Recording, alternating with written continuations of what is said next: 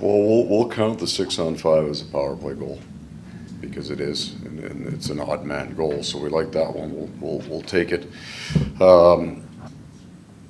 The critique, we didn't like game one. We very, very much liked game two. Sometimes the goalie is their best penalty killer. We were really good in game two, and then somewhere in between in game three, but did, in my mind, get a power play goal. It's also our history in the playoffs that our power play has taken 2 or 3 games to make the adjustments we need to make because we're seeing such extreme difference in styles.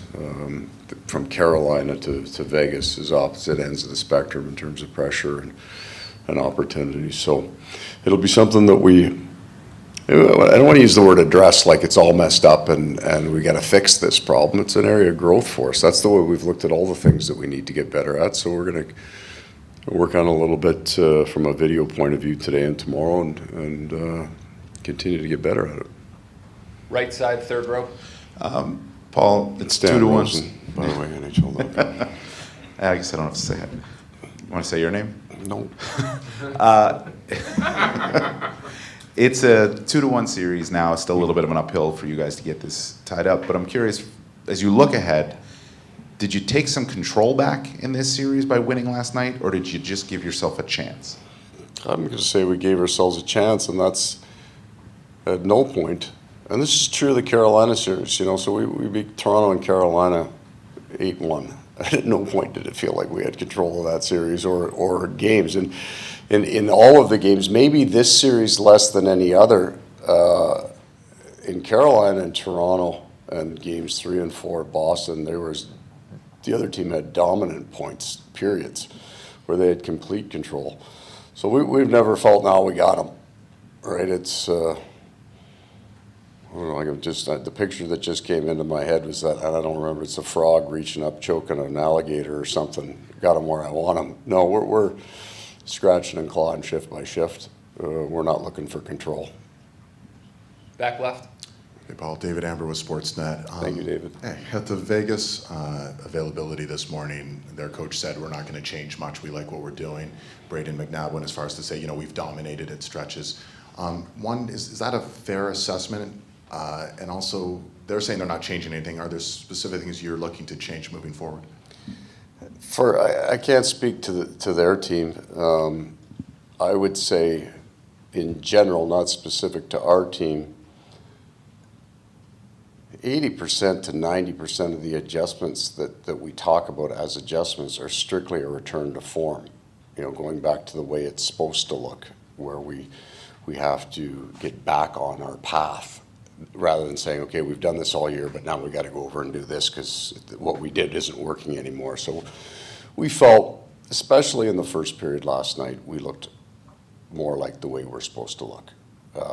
And that doesn't mean you're dominating. It just means how pucks go in, how pucks come out, the things that we have been good at. We were better at in the first period than in any of I'll leave the overtime out, any of the other 9 periods. That was closer to the way we would like to look. So the adjustments that we make are usually special teams adjustments, so we have some work to do there. But 5-on-5, I thought we had a little bit of a return to form. Left side, third row. George Richards, Florida Hockey Now. Paul, I think you guys got off, 23 shots on goal last night, something. What are they doing to keep you guys from getting shots? Because it looks like whenever there's traffic in front, Hill has a little bit of trouble. I mean, how do you increase that and really start putting pressure on him and making him maybe work a little more? I think they're blocking a lot of shots. They're structured to block a lot of shots by how close their defense plays. And the 35 shots we had in game 1 or 2 didn't do us much good, only got us 2. So it's not, the idea of generating more offense has always been somewhat dangerous for our team. So still stick with the D. We need to. Front left. Hey, Paul, Ian McIntyre from Sportsnet. Everyone who's ever held the job that you hold preaches moving on after a game, win or lose, and resetting. But when you win a big playoff game in overtime, is there an emotional benefit that can actually carry over? Can it help in some ways more than a regulation win? Yeah, overtime wins are more fun. They are, right? I don't think, we've had a whole bunch of them, and we haven't over-celebrated them, but they are more fun, right? You win a game in regulation, half your team kind of walks off the bench, right? And they skate and they tap pads, and it's fun. It's a good thing. But we're not coming in to the playoffs this year with that, hey, we play our game, yeah, we won, let's keep it even keel because that's how good we are. We'll just, we allow ourselves to enjoy the overtime wins. We just don't celebrate it the next day very much, but everybody came back in a good mood. It's a different group, and in the underdog role, you need to find energy places, so we allow them to take some energy in after that and enjoy it. Take 3 more questions, front right. Hey, Paul. David Twart, WPLG, Local 10. Good to see Good you. to see you. As somebody who's been with multiple franchises for extended periods of time, just what do you think it means to guys like Barkey and Eki that have been with this franchise for so long to finally see not just the success they're seeing this season, but for the franchise in the final? The perception of, no, I don't want to answer it like that. These are good men. So when you get a guy that's a franchise player, usually also means they're getting paid pretty well. They feel a responsibility. They do. That I see that tagline sometimes, and maybe it's true in other sports, or maybe it's true for certain people, these $1 million players. They're just people too. And when you get paid that much money, if you're a cornerstone, and there are 2 or 3 guys on every single sport franchise that are, they carry a weight with that too, and a pressure with that. They do. They want it, right? It's not just they're tied into the community, the Barkoffs and Ekblads or Florida Panthers. And it's a little bit of a give back, right? Because they got paid and they worked their butts off, and they've tried to, they want the fans to be proud of them, and now their team is at a place where their fans can truly enjoy it. It's a little bit of a give back, a thank you. I've been here for a while. We haven't made, got that far, but I'm a Florida Panther and I'm proud of it. There's a big part of it. There's a big give back to the fans saying, thank you. You've supported me as kind of the captain or the face of the franchise. He gets lots of cheers, and why wouldn't he? And gets the standing ovation, and he should, because they're great players. But you need to be able to give something back to your fans, and last night was a real nice give back to the fans, right? The first Stanley Cup final win, and first in this building. Everybody had a great time. That's what sports is all about in a lot of ways. It's that fan experience. So the players feel the weight of the responsibility, and they also should feel proud of themselves for a pretty nice gift to the fans. 2 more questions, front left. Tom Galidi, NHL.com. I have 2 questions for you about Gudas. Have you ever coached a player with a more impressive beard? And what is his presence on your defense? I know you're maybe not trying to be as aggressive physically, but what does his presence mean for you guys defensively back there and also in the locker room, I guess? Do the second half first. Radko Gudas is a far more technical player and systematically right player than people would understand. I don't expect them not to, because all of the highlights are him blowing somebody up.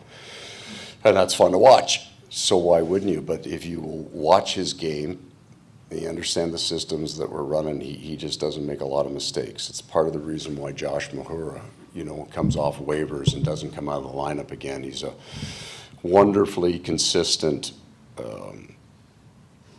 mentor, because he also plays at the same intensity level every night. You don't get to sit beside Radko on the bench and think, well, maybe I'll just go half speed tonight. No, I'm not feeling it tonight, because Radko is not going to allow that. But not in a, hey, kid, I'll club you if you don't get moving. It more, we got to go, we got to be better. So he has this very strong technical play, but also very strong personality. The beard, there's a debate, right? If you're into red beards, Mark Stahl is pretty impressive right now. I think that he's up there. But Radko's beard actually is part of him hitting. He has weights tied into the beard. His beard weighs 103 pounds. You guys didn't know that. I'm not even sure if that's legal. But there's probably a chance now the refs are going through his beard before. They fix the net. They come over and see what's in the beard. It's like a baseball when they're searching. Exactly what I was thinking. Last question, front left. You can tell it's 12 hours between our last meeting. There's really nothing that's happened. Right? Emily Benjamin, NHL.com, and it's so nice to see you again. Thank you. You talked about the emotional lift that those OT wins can give you. Why and how is this team able to do that over and over? I think overtime is a fun place for us because we have to scratch and claw to get it to overtime. We've had a couple of games get away from us where we had the lead. They tied it late and it went into overtime. Sometimes you can have that can be tough for you. But most of them we've tied it late or earlier in the period. And we've got, I think, probably 8 wins now where the other team scored 2 goals or less. So we're playing tight games. And I feel anyway, maybe this is the coach's perspective, if you can get a game to overtime, in some ways your work is done, you are right. It's not like 7-7 going into overtime, right? It's a tight game, so for our team to get it there, a whole bunch of things had to happen. Your goaltender had to be good. You had to play your ass off. You had to block shots. It wasn't pretty. They had chances. You made the most of yours. Now you get to a point where it's fun. That's the feeling that I have on the bench from them. They're looking forward to it, right? They're in the room between the third and overtime chirping who gets to score the goal.